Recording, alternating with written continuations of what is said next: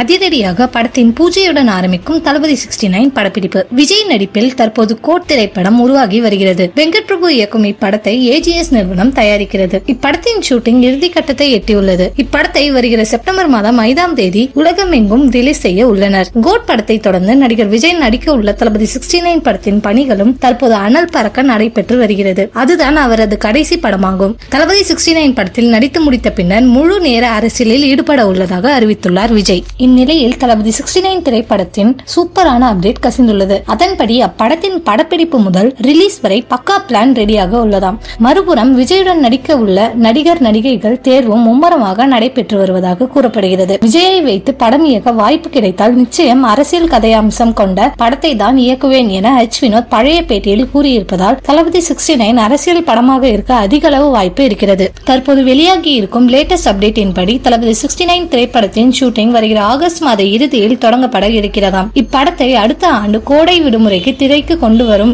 ஐடியாவில் இருக்கிறாராம் வினோத். இப்படம் குறித்த அதிகாரப்பூர்வ அறிவிப்பு வருகிற ஜூன் மாதம் 22ஆம் தேதி நடிகர் விஜயின் பிறந்த நாள் என்று சர்ப்ரைஸாக ரிலீஸ் ஆகும் என எதிர்பார்க்கப்படுகிறது. படத்தின் பூஜையும் அன்றே போட உள்ளார்களாம். பட பூஜையில் விஜய் குடும்பத்தினரும் கலந்து கொள்ள இருப்பதாக சொல்லப்படுகிறது.